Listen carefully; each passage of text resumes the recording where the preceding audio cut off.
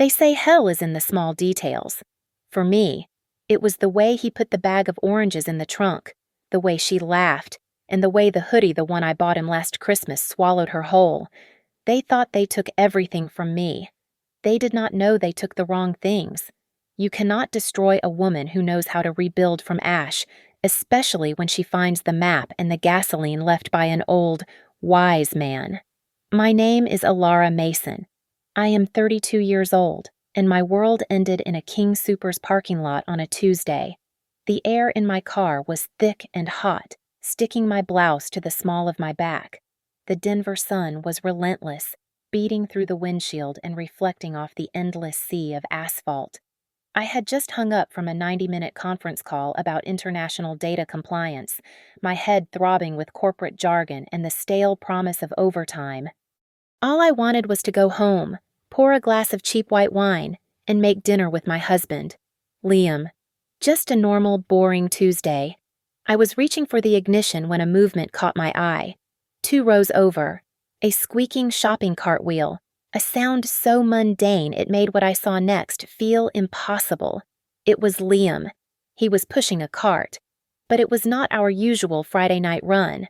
The cart was overflowing. I saw expensive-looking crackers in bright green boxes, snacks labeled organic that he always scoffed at, and 2 bottles of Cabernet that cost at least $50 apiece.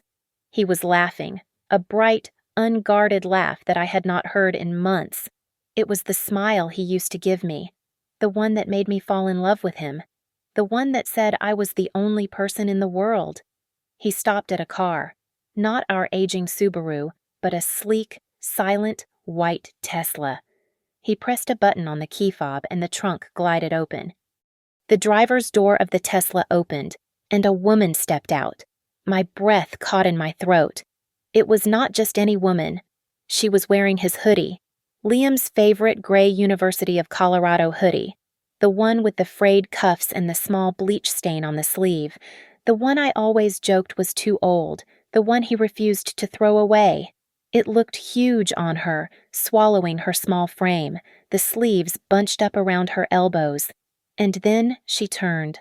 Maya, my work wife, my closest friend at the office, the woman I had just been instant messaging 30 minutes ago, complaining about the very conference call I had just finished, the woman who knew I was sitting in this exact parking lot, waiting for the headache to fade before I drove home. I watched, paralyzed, as Liam loaded the bags into the trunk. He placed the bag of oranges in gently, exactly how I liked it so they would not bruise. He shut the trunk and turned to her. He put his hands on her waist, pulling her close. The world went silent. I could not hear the traffic on Colorado Boulevard. I could not feel the searing heat of the steering wheel under my hands. I only saw them. He kissed her. It was not a friendly peck. It was a deep, consuming kiss. Intimate. Practiced. His hand moved from her waist to the back of her neck, tangling in her hair. She wrapped her arms around him, standing on her toes, melting into him. It was a kiss that spoke of shared mornings and secret afternoons. It was the kiss of a husband. They pulled apart, still smiling. He said something, and she laughed that bright, tinkling laugh I heard every day in the cubicle next to mine. He got into the passenger seat. She got into the driver's seat, and the white Tesla pulled silently out of the parking space and disappeared toward the highway. I did not follow them. I did not move. I just sat. I watched the sun dip behind the mountains, painting the sky in violent strokes of orange and purple before fading to a bruised gray. The parking lot emptied, cart by cart. The automatic lights flickered on, casting long, lonely shadows. The heat in the car finally broke, replaced by the sharp, high-altitude cold that always creeps in after dark.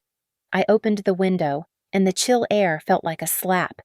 I do not know how long I sat there. An hour, maybe 2. Then my phone buzzed, vibrating violently against the plastic cup holder. The screen lit up the dark car Liam. My thumb moved automatically to answer. "Hey," I said. My voice was a dry croak. "Hey, Alara, listen, I am so sorry." he said. His voice was rushed, professional. "This client meeting in Boulder is running way over. Looks like a late one. Do not wait up for me." "Okay." I said nothing. My throat was frozen. "Ilara, you there?" "Yes," I managed. "Okay. Great. I will try not to be too late. Love you." And just before he hung up, I heard it. In the background. Faint, but unmistakable. The smooth sound of jazz piano and the high, tinkling giggle of Maya. Then the line went dead. Before the parking lot. My life was a meticulously curated photograph. It was a 3-story modern townhouse in Lohi, with floor-to-ceiling windows that looked out over the Denver skyline.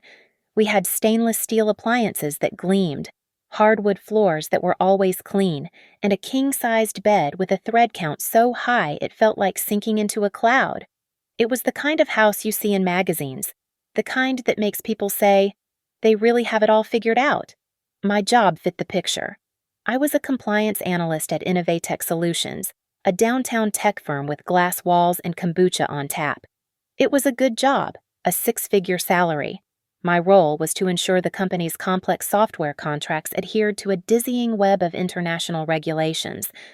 It was mind-numbingly dull, a world of spreadsheets and fine print, but it paid for the townhouse and the trips. It paid for the life Liam and I were building. Liam. He was the centerpiece of the photograph. I met him at a charity gala for the Children's Hospital. He was a rising star financial consultant, radiating ambition and a charm so potent it felt like its own weather system. He was handsome, driven, and he always seemed to be on my side. When I got a small promotion, he bought champagne. When I was stressed about work, he drew me a bath. He was the perfect, supportive husband. And then there was Maya, my best friend at Innovatech, my rock. We started within a few weeks of each other, 2 women navigating a male-dominated field. We ate lunch together every single day.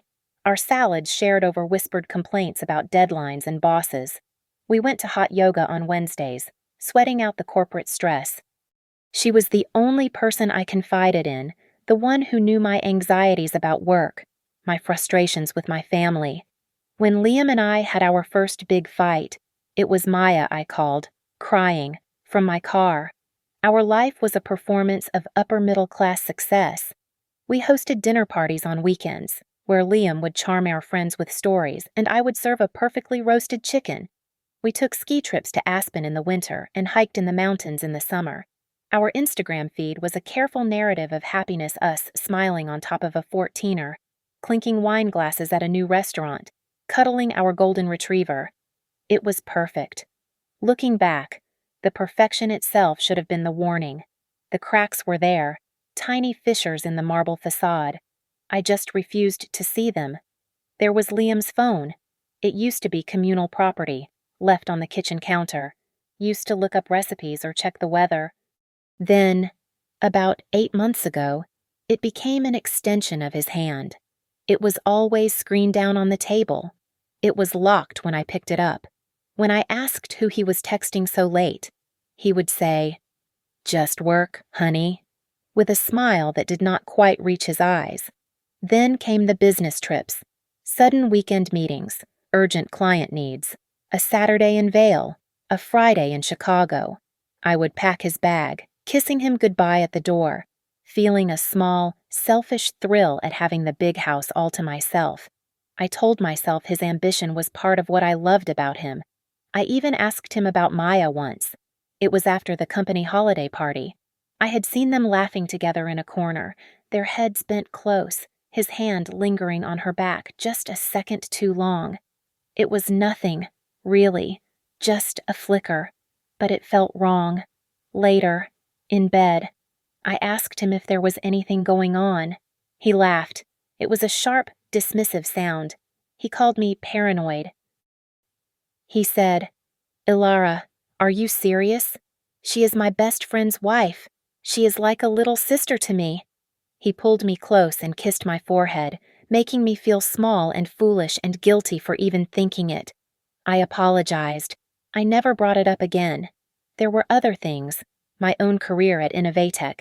My success had always felt easy. Too easy.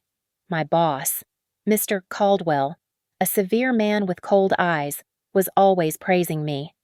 "Excellent work, Mason," he would say in meetings, singling me out. "Your attention to detail is unmatched." It made me uneasy. I felt like I was being praised for work I did not remember doing, for insights I did not know I had. I chalked it up to imposter syndrome, that nagging female fear of not being good enough.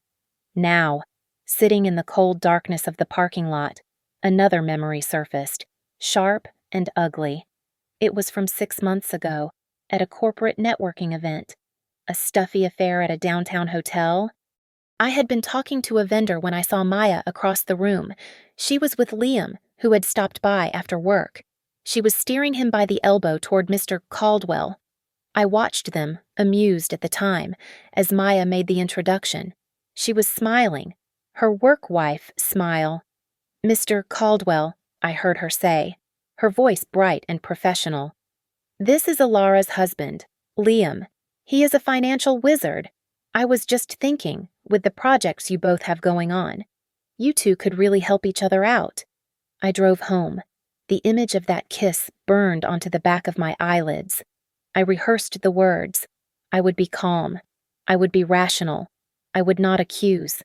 I would simply state what I saw. He came home just after 11. The front door opened and he walked in, sighing, loosening his tie. "What a day," he said, tossing his keys into the ceramic bowl by the door. "That client was brutal." I was sitting on the sofa in the dark.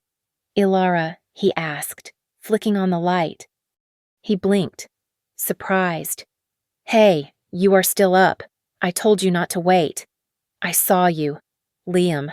My voice was flat, dead. He froze, his hand still on the light switch. "What are you talking about?" "At King Soopers, this afternoon, with Maya, in the white Tesla. I saw you kiss her." For a split second, I saw something flash in his eyes. It was not guilt, it was anger, annoyance. But it vanished, replaced by a look of profound, crushing disappointment. He did not get defensive.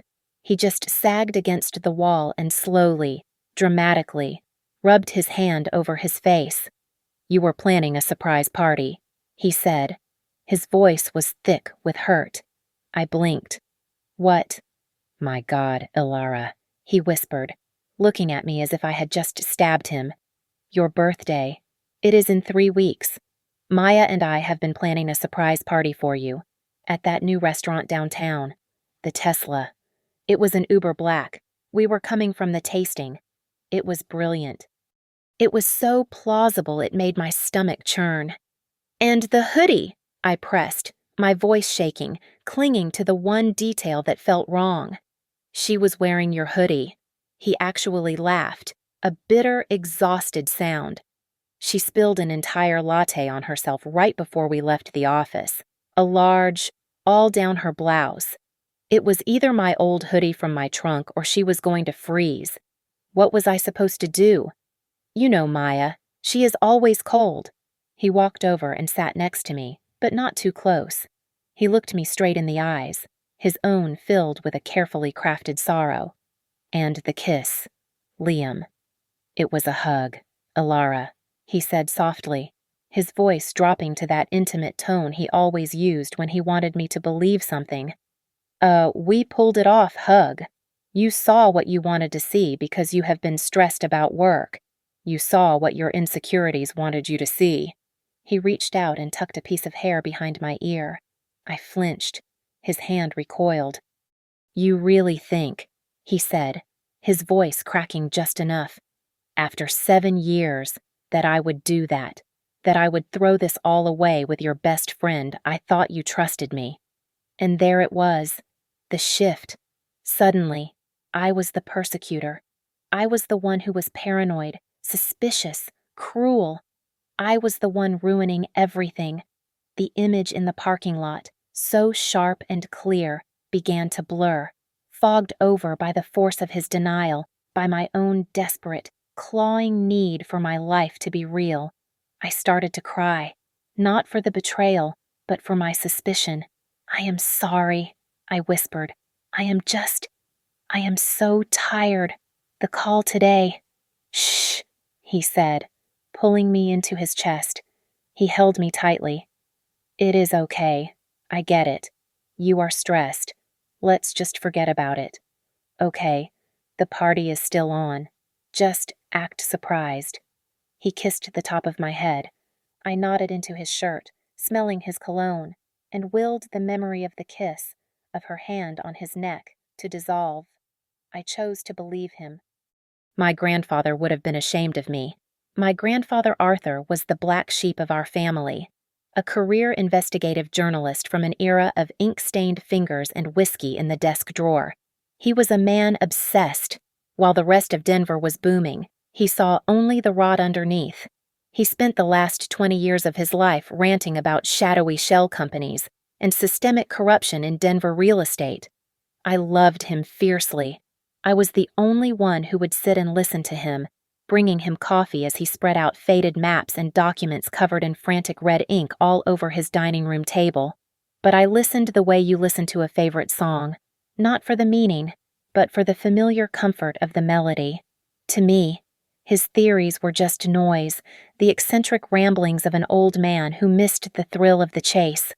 When I first brought Liam home, Arthur was polite, but his eyes, sharp as a hawk's even behind thick glasses, never left him. A week later, he called me. His record is too clean. Ilara.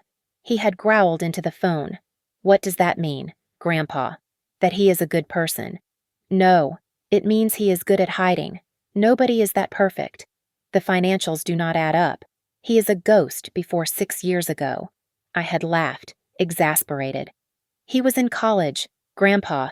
Of course he did not have a credit history. You just do not trust anyone who wears a suit. He had gone quiet. Just be careful, kid. That much charm costs something. I had brushed it off. It was just Grandpa being Grandpa. He died a year ago, peacefully in his sleep, his maps and notes left unfinished. I had almost managed to push the parking lot out of my mind. It had been 3 days since my confrontation with Liam. Things were awkwardly normal. We were polite. We were trying. Then the mail came. Tucked between a credit card offer and a utility bill was a thick, cream-colored envelope. The return address was a law firm I did not recognize, Barrett, Cole, and Finch. I opened it. The letterhead was heavy, expensive. It was from Arthur's estate attorney. It informed me that, as per the 1-year anniversary of his passing, a specific time-delayed clause in his will had just been activated. It was a final bequest, one he had kept separate from the main inheritance. Enclosed was a receipt and a small, old-fashioned metal key. The receipt was from a place called Main Street Storage. It showed that a single unit, number 142, had been fully paid in advance. For 5 years. It was now registered in my name. I tucked the lawyer's letter and the strange key into my purse, a cold knot forming in my stomach. I told myself it was just Grandpa being dramatic, a final flare from beyond the grave. I went to work the next day, forcing myself back into the routine, desperate to believe in the normal, polite life Liam and I were rebuilding. I was halfway through my morning coffee when the email arrived from Mr. Caldwell's executive assistant. The subject line was just urgent. The message was brief. Mr. Caldwell needs to see you in his office immediately.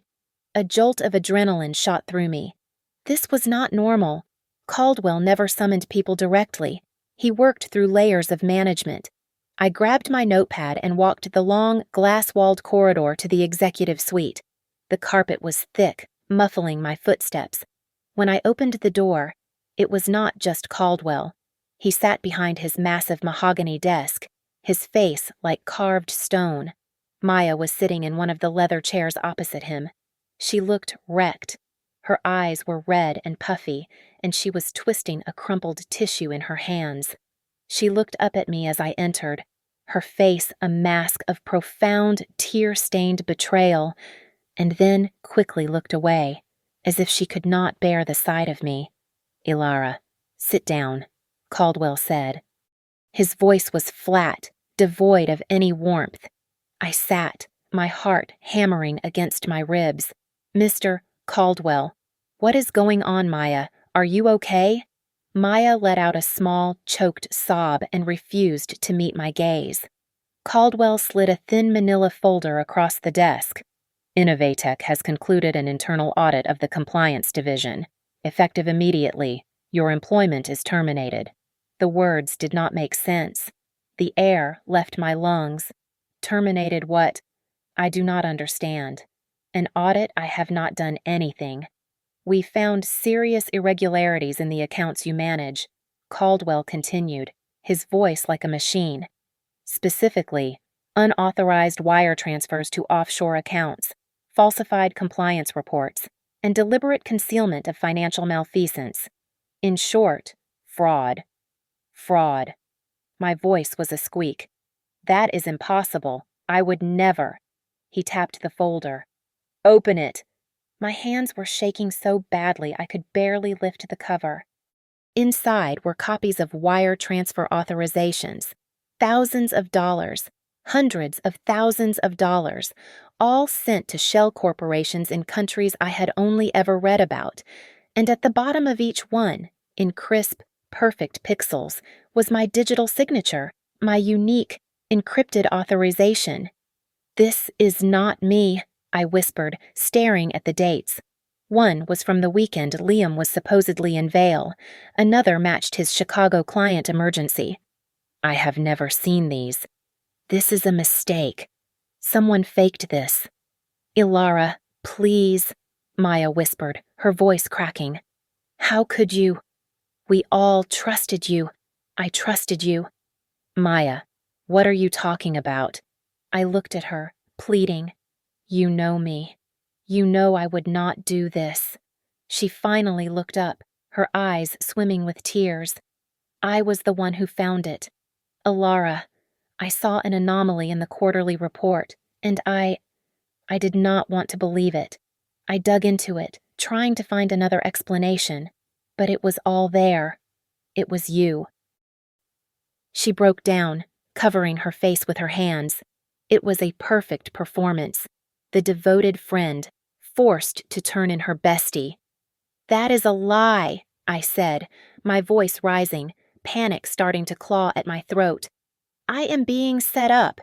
Mr. Caldwell, you have to listen to me." "I have heard enough," he said, standing up. "Security is waiting outside. You will be escorted from the building. You are not to contact any employees. Your network access has already been revoked." A large man in a security uniform opened the door. He was holding an empty cardboard box. He followed me back to my desk, standing silently as I, humiliated, dumped the contents of my drawers into it. My favorite mug, a framed photo of Liam and me, smiling on a mountaintop, my spare chapstick. My colleagues stared, whispering, none of them meeting my eyes. My security card, when I swiped it to call the elevator, beeped a dull, final red, deactivated. I drove home in a fog, the cardboard box digging into my passenger seat. Fired. Fraud. It was absurd. I needed Liam. He was a financial consultant. He could help me figure this out, help me fight this. This was a nightmare. I pulled up to the townhouse, grabbing my keys. I ran to the front door and jammed the key into the lock. It did not turn. I tried again. It went in, but it hit a solid, metallic stop. It would not budge. Confused. I rang the doorbell, then pounded on the wood. Liam, are you home? The lock is broken." The door opened, but it was not Liam. It was a man I had never seen before, in an expensive-looking dark blue suit. He had a leather briefcase in one hand. "May I help you?" he asked, his voice polite but cold. "Who are you? Where is my husband?" I tried to push past him, but he blocked the doorway. "Ilara Mason." "Yes, where is Liam? Please, do not make this difficult." And then I saw him. Liam. He was standing in our foyer, by the bottom of the stairs. He was wearing the suit he saved for important meetings. His face was not sad or worried or apologetic. It was blank, cold. He looked at me as if I were a stranger who had wandered in off the street. "Liam, thank God," I gasped, relief washing over me. "Something terrible just happened at work. They fired me. They are accusing me of fraud, and the lock. I could not get in." "I know," he said. "I changed the locks." The blood drained from my face. Why? "I have filed for divorce, Ilara," he said, his voice as flat as Caldwell's. The man in the suit stepped forward, holding out a sheaf of papers. "Mrs. Mason, my name is Mr. Vance. I am Mr. Mason's legal counsel. You are being served." I did not take the papers. He let them drop to the porch. "Served Liam. What is this? This is insane. We were planning a party." "This," the lawyer said, pointing to the papers at my feet, "is a temporary restraining order. You are required to stay at least 100 yards from Mr. Mason and from this residence at all times. A restraining order."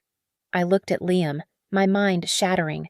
You are restraining me. Why?" "The petition outlines Mr. Mason's concerns regarding your recent mental instability and erratic, threatening behavior," the lawyer said smoothly.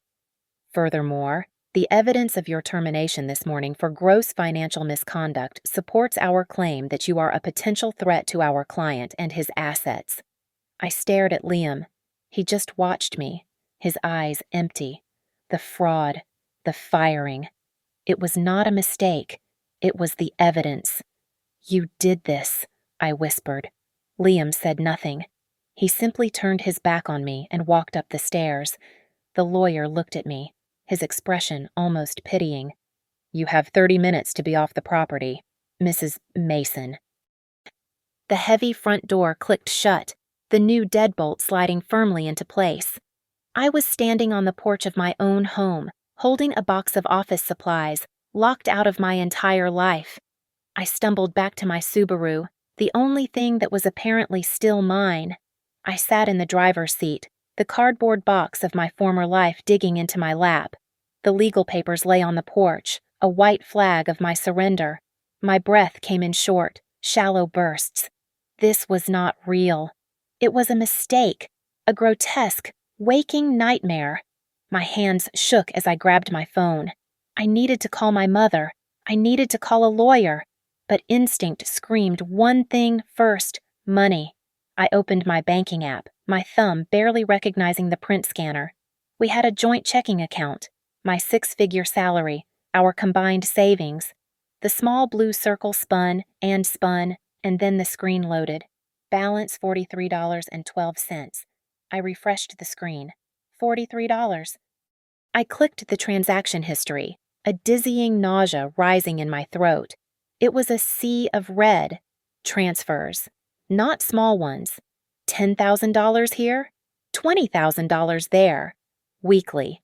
Methodical transfers to an account number I had never seen. It went back months. He had been draining me dry. Systematically.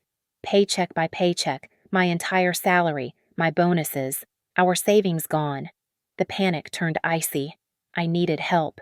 I called Susan, our mutual friend, the one who hosted our book club every month. Straight to voicemail. I tried Mark and Jen, the couple we went to Aspen with just last winter. Voicemail. I opened my group chat, the one with my closest colleagues. The one Maya was in. "I was just fired," I typed, my fingers fumbling. "They are accusing me of fraud. Liam locked me out of the house. He is filing for divorce. Please, someone, call me. I do not know what is happening." The read receipts popped up, one by one, and then nothing. Silence. My phone buzzed, but it was not a text. It was an email from my personal account. My heart leaped. It was from Sarah, a junior analyst I had mentored, a sweet girl I had trained myself. I opened it. "Ilara," it began. "I just heard.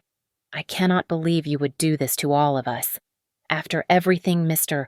Caldwell did to support you, after all the trust we put in you, I am so disappointed. Please do not contact me or anyone else here again." Another email popped up, and another, From people I ate lunch with, people I shared birthday cake with. Disappointed. Betrayal of trust. How could you? This was not an impulse. This was a purge, a calculated, coordinated execution. They had spent months laying the groundwork, painting me as unstable, greedy, untrustworthy. By the time they pushed me, everyone in my life was already standing on the other side, waiting to watch me fall. I needed gas. I needed a place to sleep. My fuel light was on. I drove to the nearest Conoco, my mind blank. I put the nozzle in the tank and inserted my personal credit card. Card declined. I tried the joint credit card. Card declined. I tried the emergency American Express I kept in the glove box. Card declined. He had not just drained the cash. He had called every credit company. He had severed every line, every escape route. I started to laugh, a high, thin sound that scared me. The house, the beautiful, perfect, low-high townhouse, it was in his name. "It is just easier for the mortgage application," he had said, smiling that charming smile. My Subaru was mine, but his Tesla, the one before the white one, was a corporate lease. In his name. I had trusted him. I had trusted him so completely, so blindly, that I had handed him the shovel, and he had buried me alive. I had nothing. I had the clothes I was wearing, a box of office trinkets, and my grandmother's necklace. A simple, heavy gold locket she gave me when I graduated from college. It was the only real thing of value I had on me. I drove to a seedy stretch of Broadway, to a shop with barred windows and a flashing neon sign, "Cash for Gold." The man behind the glass did not look at me. He snatched the locket, weighed it in his palm. $140. He grunted. I took the crumpled bills, my hands numb, feeling the last link to my old life snap. I needed a lawyer. I used the cash to buy a cheap burner phone and sat in a McDonald's, using their free Wi-Fi. I called a legal aid service. The woman who answered was sympathetic but blunt. My case was bad. The termination for fraud, the restraining order. I looked guilty. I looked unstable. My new phone rang, an unknown number. I answered. "Ms. Mason." A smooth, oily voice said. It was Vance, Liam's lawyer. "Mr. Mason is a compassionate man. He is distressed by this entire situation. He is willing to make this all go away." "What does that mean?" I whispered, watching a kid spill a milkshake. "Sign the divorce papers. Waive all rights to the marital assets, such as they are. Accept the enclosed settlement of $5,000. In return, Mr. Mason will inform Innovatech that he does not wish to press criminal charges regarding the fraud. He will let you walk away, with $5,000, while he kept the house, the money, my reputation. He was offering to not have me arrested for a crime I did not commit, in exchange for my total silence. "I will think about it," I said, and hung up. Something he said stuck in my throat. Marital assets, such as they are. What did that mean I stayed in the McDonald's? I used the last of my pawn money and the Wi-Fi. I paid the $40 fee for an online public property record search. I typed in the address of our beautiful home. The page loaded. The house was in his name, but it was not the purchase price that made me stop breathing. It was the debt. A second mortgage, taken out 6 months ago. A third, taken out 2 months ago. A home equity line of credit, maxed out just last week. He had leveraged the house to its breaking point. Liam, my rising star financial consultant, was not successful. He was drowning. The Aspen trips, the charming dinners, the expensive suits, it was all a lie, funded by my salary and a mountain of catastrophic debt. He had not just robbed me. He had used me as a human shield, a financial lifeline, until I was as empty as he was. I had $100 left from the locket, my box of office junk, and a quarter tank of gas. I drove east on Colfax until the city's trendy microbreweries and gentrified condos gave way to pawn shops, strip clubs, and hourly motels. I found a place called the Cypress Suites, tucked right against the highway, its sign buzzing with a missing S. The man behind the bulletproof glass took $60 in cash for the weekly rate and handed me a physical key. No questions asked. The room was on the second floor, overlooking the ceaseless roar of Interstate 70. The moment I opened the door, the smell hit me. It was a chemical miasma of old, cold cigarette smoke and industrial-strength bleach, a failed attempt to erase decades of desperation. The carpet, a nauseating shade of brown, was stiff with stains I did not want to identify. The television, bolted to the dresser, had exactly 3 channels that came in through a blizzard of static. A single bare bulb hung from the ceiling. This was my new home. I sat on the edge of the bed, the thin floral comforter rough against my skin. I ate a protein bar from the bottom of my purse for dinner. That night, I did not sleep. I listened to the sounds of my new life, the rumble of semi-trucks vibrating the walls, a man coughing in the next room, and a woman screaming at someone, the words, "You owe me," repeated over and over through the paper-thin drywall. For the first week, I was a ghost. I tried to find a job. I went to the public library and applied for every compliance or analyst position in the city. I did not get a single callback. My name, Ilara Mason, linked to a termination for financial fraud, was toxic. I was blacklisted in my own industry, as effectively as if my picture were on a post office wall. My money was running out. I sold my laptop at a pawn shop for $200. I sold my designer purse for $50. I finally found a job. A laminated "Help Wanted" sign at a 24-hour gas station on the night shift. The manager, a tired man with a greasy ponytail, hired me on the spot. He did not run a background check. He just needed a body to watch the register from midnight to 8 in the morning.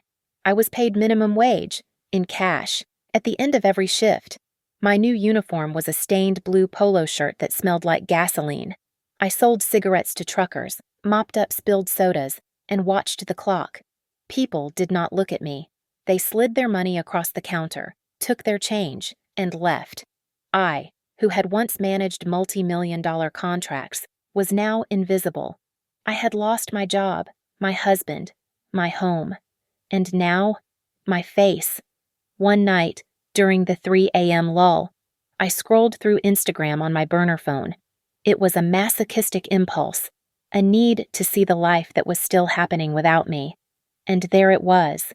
It was posted by Jen, our old friend, a picture of a group dinner at some new, ridiculously expensive restaurant downtown, and in the center, Liam and Maya. Her left hand was prominently displayed, resting on his chest. On her finger was a diamond ring so large it looked like a weapon. The caption was sickening. She said yes, so incredibly happy for these 2 soulmates who finally found their way. Love you guys. The comments were a chorus of congratulations. Finally, we all knew it. The perfect couple. They were not just having an affair. They were replacing me.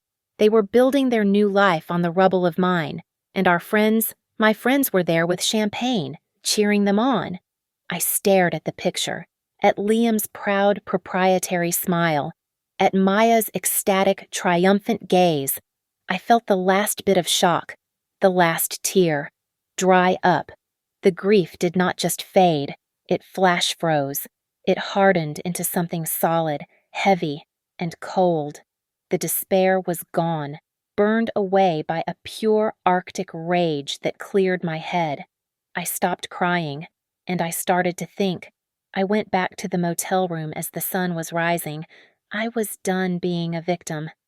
I took the cardboard box, my only possession from my old life, and dumped its pathetic contents onto the stained bedspread. The stupid mug, the stapler, the framed photo of Liam and me, which I now threw against the wall, smashing the glass, and at the bottom of the box, something I had forgotten, a small velvet jewelry box, not the one with the locket. This one had been in my bottom desk drawer for years. It held my spare car key, a few old buttons, and a key. A single, old-fashioned, small metal key taped to a yellowed piece of paper. I had put it there after Grandpa Arthur's will was read, thinking it was just another piece of his eccentric junk. Liam had helped me clean out my old apartment, but he had never known about my desk at work, about the little box of worthless things I kept there. I remembered the lawyer's letter, the one that came right before the world ended, the bill for a storage unit, paid in advance, for 5 years. I looked at the key in my palm. It was the only thing in my entire life that Liam did not know existed. I quit the gas station job that morning. I used the last of my cash for a bus ticket, following the address from the lawyer's letter. The bus took me far past the city limits, into an industrial suburb where the wide, flat plains began. It dropped me on a sun-bleached service road. The storage facility was a long, low, windowless building of corrugated metal, surrounded by a chain-link fence topped with barbed wire. It was old, quiet, and felt completely deserted. The rental office was empty, a back in 10 sign yellowing in the window. I did not need them. The letter had included a gate code. I punched it in, and the heavy iron gate groaned open. My unit was number 142. The map by the gate showed it was in the basement level. I found a set of concrete stairs leading down into the earth, the air growing cool and musty. The basement was a long corridor lit by flickering fluorescent bulbs that hummed. My footsteps echoed. The unit was at the very end, its metal door painted a faded orange. I slid the small old key into the heavy padlock. It was stiff, gritty with dust, but after a moment of resistance, the mechanism clicked. The lock sprang open. I took a deep breath, braced myself for a wave of mothballs and forgotten furniture, and rolled up the heavy metal door. The smell that hit me was not mothballs. It was paper. Old paper, dust, and the faint acidic tang of printer ink. It was not a storage unit. It was an office, a bunker. It was my grandfather's mind, given physical form. The walls were covered in corkboard, and the corkboard was a chaotic spiderweb of documents, old newspaper clippings, grainy black and white photos, and handwritten notes were pinned everywhere, connected by pieces of red yarn. Filing cabinets, stacked 3 high, lined one wall. In the center of the room sat a single wooden desk and a chair. It was the lair of a paranoid man, just as I had always thought. I stepped inside, pulling the door shut behind me, enclosing myself in the dusty silence. I ran my fingers over the clippings. Land deal sparks controversy. City Council rezoning vote questioned. I moved to the largest corkboard. It was dominated by maps. I recognized them instantly, zoning maps of the Denver metro area. Entire sections were circled in that familiar, frantic red ink. He had highlighted development projects, new luxury condos, and proposed light rail extensions. And then I saw the names, written in his sharp, angry scrawl on dozens of attached index cards. Caldwell. My blood went cold. My boss. Mr. Caldwell. His name was pinned to a file about a land purchase in the Rhino district. I kept scanning, my eyes jumping from string to string, my heart pounding a sick rhythm against my ribs, and I found him, Liam Mason. His name was there, not once, but at least a dozen times, connected by yarn to a series of obscure, numbered companies I did not recognize. My grandfather had not just been suspicious, he had been investigating. He had been right. I turned from the wall, my mind reeling. I had to find what he found. I started pulling open the drawers of the filing cabinets. They were crammed with files, each neatly labeled Apex Holdings. City contracts, Caldwell, Innovatech. I was pulling out a thick file when my shin hit something solid, hidden behind the main desk and a stack of banker's boxes. I knelt, pushing the boxes aside. It was a safe, an old, black, heavy-bodied safe, the kind with a spinning dial. It was not large, maybe 2 feet tall. I stared at it. I had no idea what the combination could be. I tried his birthday. Nothing. I tried the unit number. Nothing. Think, Ilara, I whispered, the sound dead in the small room. What was he obsessed with? What did he love? I thought of him at his dining room table, ranting about conspiracies. But I also thought of him on his porch, telling me stories about my grandmother, the date he met her, the day they married, her birthday. I reached for the dial, my fingers trembling. Her birthday, April 5th, 4, 5. I turned the dial, right, to 4, left, past 4, to 5. Right again, I guessed the year, 1942, 4, 5, 4, 2. I pulled the handle. It was stuck. I tried again, putting my weight into it. With a heavy, metallic thunk, the bolts retracted.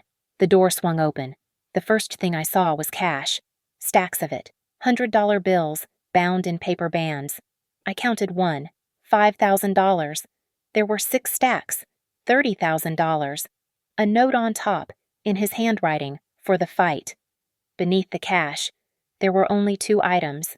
One was a small external hard drive. It was wrapped in aluminum foil, as if to protect it from something. I had no idea what. The other was a book, a simple, black, leather-bound ledger, the kind an accountant would have used 30 years ago. I picked it up. It felt heavy, important. I opened it to the first page. It was not my grandfather's handwriting. His was a spiky, hurried scrawl. This was different. It was a precise, controlled, almost elegant cursive. A list of names, dates, and numbers in perfectly straight columns. I flipped through the pages, a cold, creeping familiarity rising in me. I had seen this handwriting before. Once. On a birthday card. Years ago, when Liam and I were first dating. A card that had come with an obscenely expensive bottle of scotch. It was from his father. My grandfather had not just been investigating Liam. He was investigating his entire family. This was not Arthur's ledger. This was theirs. I walked out of that storage facility a different woman. The $30,000 felt heavy in my bag. Not like a windfall, but like ammunition. I did not go back to the Cypress Suites. I took a different bus to a different part of town. I found an electronics store and paid cash for a new, high-end, secure laptop. Then, I found an anonymous, shared workspace building and rented a small, windowless interior office by the month, paying in cash. I registered under a false name. I sat in the sterile white room, the only sound the hum of the air conditioning. I plugged in the hard drive. As I expected, a password prompt appeared, encrypted. I thought of my grandfather, of his obsessive, intricate mind. He knew I would be the one to find this. The password would be something only I would know, something from the life before Liam, a test. It came to me in a rush, a name I had not spoken in 20 years. Barnaby, my first dog, a scruffy terrier mix I had when I was 8. Arthur knew everything. I typed it in, B-A-R-N-A-B-Y. The drive unlocked. It was my grandfather's entire investigation. It was meticulous, terrifying, and complete. It was a digital map of the conspiracy, filled with scanned documents, secret audio recordings, and mirrored bank records. The name Apex Holdings was at the center of the web, the spider in the middle. I cross-referenced the name with the black leather ledger. The elegant handwriting of Liam's father detailed every bribe, every payout. The scheme was vast, brilliant, and grotesque. Apex Holdings, secretly controlled by Liam's father, was a corporate parasite. They used dozens of shell companies to buy up tracts of worthless, undeveloped land on the city outskirts. Then, using the bribes detailed in the ledger, they would persuade city officials to approve massive rezoning projects.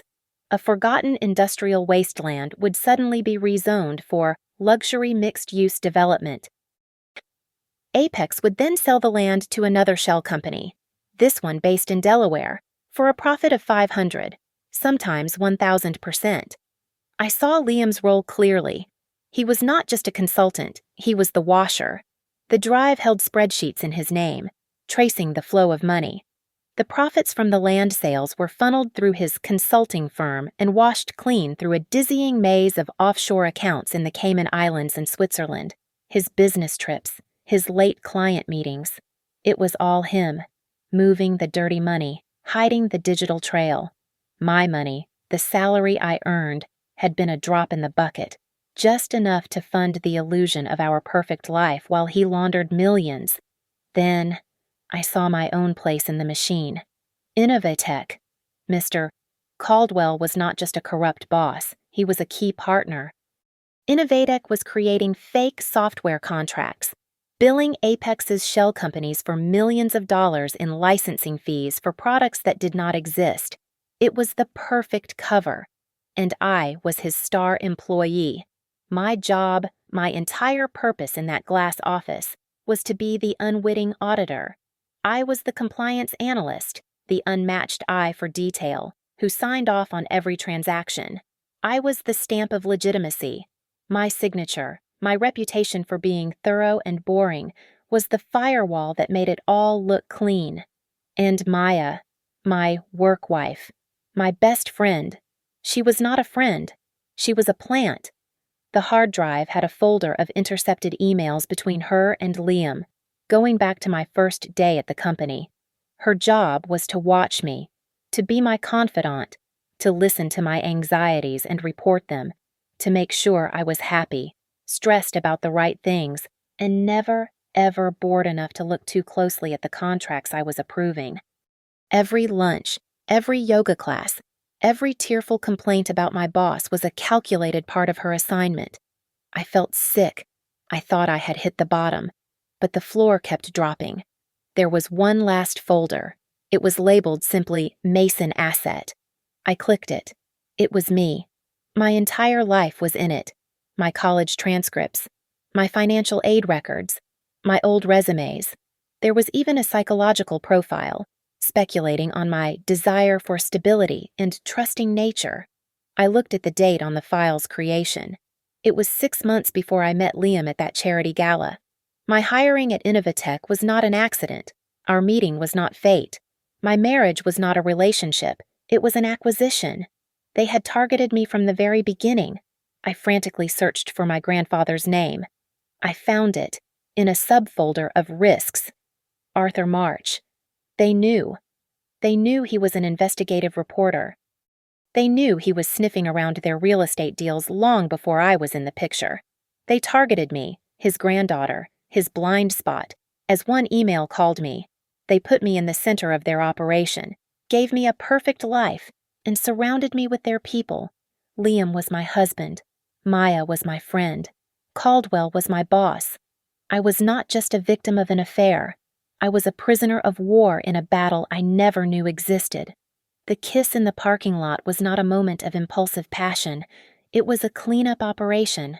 My grandfather was dead, and I, the asset, had become a liability. I explored the hard drive for hours, absorbing the full scale of their treachery. Then I found a file I had overlooked, hidden inside a folder of scanned tax documents. It was not a part of the investigation. It was a simple text file named For the Fight. Inside were routing numbers, access codes, and a private key for an encrypted Swiss bank account. It took me 20 minutes from a secure browser in my new office to access the account. I stared at the screen, unable to process the number. It was not thousands. It was millions. Over $7 million. A second text file in the folder explained it.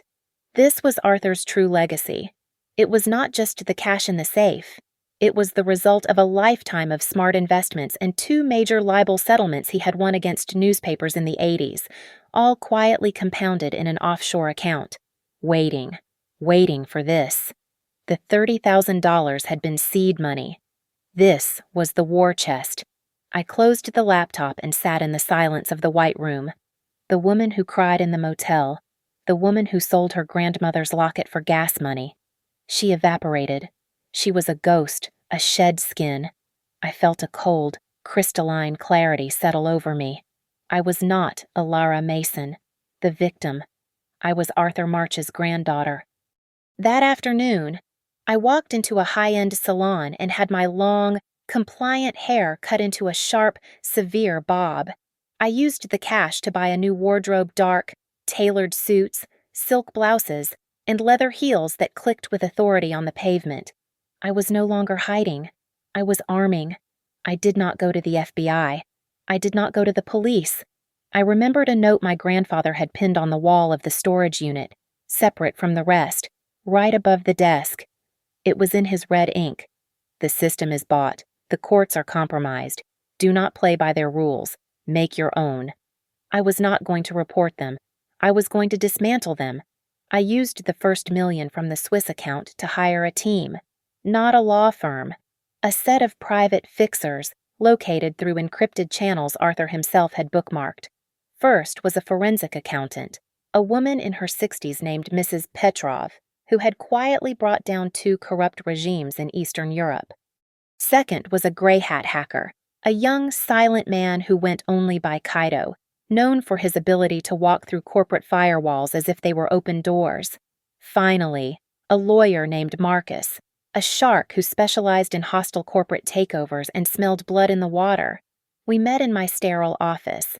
I paid them double their usual rate, in crypto, for their absolute discretion and loyalty.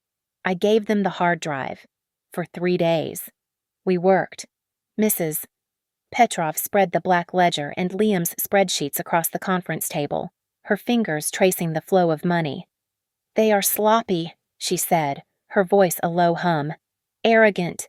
And leveraged. Look here." She pointed to the records I had found, Liam's massive debt. Apex is bleeding cash to service its old loans. They are desperate. They are moving to make one, final, massive acquisition, one that will make them too big to fail. Kaido found it in under an hour. "Denver Data Infrastructure," he said, bringing it up on the main screen. "DDI, it is a private tech company.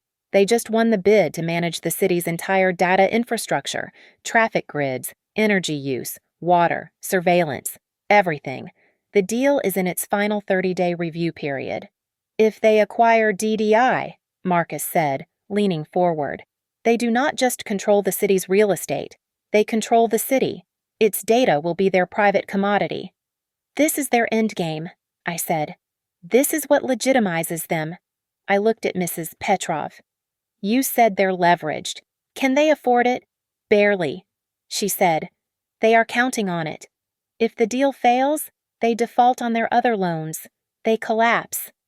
A cold, thin smile touched my lips. "Then we buy it first."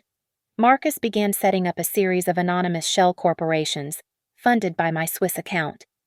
We began to quietly, piece by piece, buy up blocks of DDI stock from minority shareholders, operating from 5 different fronts. While they were busy preparing for their victory, I was stealing the prize from under their noses. "We need a distraction," I said. "They are arrogant, but they are not stupid. They will feel us moving." I pointed to the hard drive. "Kaido, find a small piece of this, something verifiable, but not central. A bribe to a minor city councilman. Something that does not lead back to me or the main players." Kaido isolated a single damning wire transfer to a zoning commissioner. "Leak it," I said. "Anonymously, not to the Denver Post. Send it to that independent blogger, the one who always hated my grandfather. He will pursue it like a dog with a bone to prove Arthur wrong, and he will make a lot of noise." The leak worked perfectly. Within 48 hours, a small state-level probe was announced. Apex and Liam were busy putting out that fire, laughing, I was sure, at the incompetence of the investigators, who were so far from the real trail. On the 5th day, Kaido called me over to his terminal. He was not just digging into them, he was monitoring their internal communications. "You should see this," he said. He showed me a feed, a series of small, regular wire transfers, initiated 2 days apart. They were moving from one of Liam's primary offshore accounts. "He is moving money," I said. "He is not," Kaido replied. "Look at the origin terminal. The transfers are coming from inside the Innovatech network, from Maya's workstation." I looked closer. She was siphoning his stolen money. Small amounts, a few thousand at a time, bleeding him just as he had bled me. She was building her own escape raft, preparing to jump from his sinking ship, just as she had jumped from mine. She is preparing to betray him, I said. Looks like it, Kaido said. I looked at the screen, at the digital theft in progress. The old Alara would have felt a sting of something. Solidarity. Pity. Now, I felt nothing but a cold, tactical advantage. Good, I said. Let her. Keep a copy of every transfer she makes. The rats are turning on each other. It will make the nest easier to burn. The grand ballroom at the Brown Palace Hotel was overflowing. Apex Holdings had spared no expense. Journalists, city council members, and wealthy investors filled the seats, sipping champagne under the heavy crystal chandeliers. The air was thick with anticipation and expensive cologne. At the front, on a raised dais, sat the architects of the new Denver, Mr. Caldwell, looking statesmanlike, Liam, my husband, the financial prodigy, looking polished and successful, and beside him, her hand resting proprietorially on his arm, was Maya. Her diamond ring flashed under the spotlights, a beacon of her victory. They were there to announce their greatest triumph, the final acquisition of Denver data infrastructure, the deal that would make them legitimate, untouchable, and in control of the city's very nervous system. Caldwell stepped up to the podium, tapping the microphone. Good morning, he began, his voice booming. Today, we are not just announcing a merger. We are announcing the future, a future built on security, efficiency, and a new vision for Denver, pioneered by Apex Holdings. He was smiling, hitting his stride. Behind him, on 3 massive projector screens, the Apex logo gleamed. Then, the screens flickered. Caldwell paused, annoyed by the technical glitch. The logos vanished, replaced by a single, high-resolution scan. It was a page from a black leather book, Liam's father's elegant handwriting, detailing a $50,000 payment to a city zoning official. A confused murmur rippled through the room. Caldwell turned, his face tightening. What is this? Someone fix this? The screen changed again. This time, it was a Swiss bank transaction, a transfer for $2 million, authorized by Liam Mason. Then another, and another. The crowd was silent now. Then, the emails appeared, an exchange between Liam and Caldwell. The Alara asset has become a liability. Her grandfather's inquiries are too close. We must handle her. And another. Her psychological profile suggests she is overly trusting. She will believe any narrative we create. Shut it down, Caldwell barked at the tech booth. But the feed was not coming from their systems. That was my cue. I had been standing by the service entrance at the back of the room. I began to walk forward, my heels clicking, a sharp, steady rhythm on the polished floor. I was not the woman in the gas station polo. I was not the ghost in the Cypress suites. I wore a dark charcoal suit, tailored to perfection. I was not a victim. I was a majority shareholder. Liam saw me first. His blood drained from his face, his confident smile collapsing into a mask of pure shock. Maya's hand flew to her mouth. I did not stop at the press pit. I walked directly up the side stairs and onto the stage. I took the secondary microphone from its stand. Good morning, I said. My voice was calm, clear, and amplified throughout the silent hall. Mr. Caldwell seems to be having some technical difficulties. Let me help. I looked at the men I had once called my boss and my husband. Those documents look familiar. Do they not? They should. You created them. I turned to the stunned audience. My name is Alara Mason. You might remember me. I am the woman Mr. Caldwell and Mr. Mason successfully framed for fraud 6 weeks ago. A gasp went through the press pit as cameras began flashing wildly. While they were busy planting evidence, I continued, I was busy reading my grandfather's research, and I was busy shopping. As of 8 a.m. this morning, funded by the estate of Arthur March, My shell corporations completed a majority acquisition of Denver Data Infrastructure's outstanding shares. Caldwell, who had been frozen, lunged for the microphone. This is slander. She is unstable security. As the new controlling shareholder of the company you are attempting to acquire, I said, speaking over him, my first act is to call for an immediate, hostile vote of no confidence in the entire board of Apex Holdings and all its subsidiaries. You are lying. Liam finally found his voice, a high, desperate shout.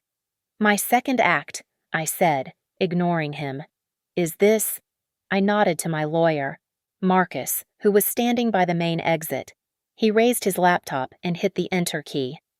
The entire contents of my grandfather's hard drive, including the evidence of fraud, money laundering, and municipal corruption you see on these screens, has just been delivered to the Securities and Exchange Commission and the Department of Justice. As if the words themselves had summoned them, the main ballroom doors burst open. Not hotel security. Federal agents. FBI. One shouted, "Nobody move hands where we can see them." The room exploded into pure chaos. Journalists surged forward, investors scrambled for the exits. Caldwell looked like he was having a heart attack. Amid the pandemonium, as agents climbed the stage, I walked past them. I walked past Caldwell, who was already being cuffed. I walked past Liam. I walked directly to Maya. She was frozen, her entire body shaking, the giant diamond on her hand looking like a grotesque anchor. I leaned in close, my lips brushing her ear, my voice a blade just for her. I know about your private account in the Cayman Islands. The one you have been secretly draining from his accounts for the past 3 weeks. Give me the password, right now, and I will make sure the prosecutors know you cooperated with my investigation from the beginning. Her terrified, tear-filled eyes met mine. She saw it. She saw I had everything. She understood she was trapped between 2 sinking ships. Her hand, shaking violently, grabbed a cocktail napkin and a pen from the podium. She scribbled the alphanumeric code and pressed the damp paper into my hand. I took it and turned away. An agent was putting Liam in handcuffs. The charm was gone, replaced by a twisted, ugly rage. He saw me watching him. "Ilara," he screamed, his voice cracking. "You bitch, you will not get away with this, Ilara, Ilara." I looked at him, at the man who had orchestrated my entire life, who had reduced me to nothing, and I felt quiet. The rage was gone. The pain was gone. There was nothing left to feel. I did not say a word. I turned my back on the flashing lights, the shouting agents, and the spectacular collapse of their empire. I walked out of the ballroom, down the hall, and out into the bright Denver sunlight, leaving the wreckage behind me. I did not need to look back. Thank you so much for listening. Comment below and let us know where you are listening from. We would love to connect and share our thoughts. Please subscribe to Lily Revenge Stories, like this video, and show your support by hitting the hype button so this story can be heard by more people.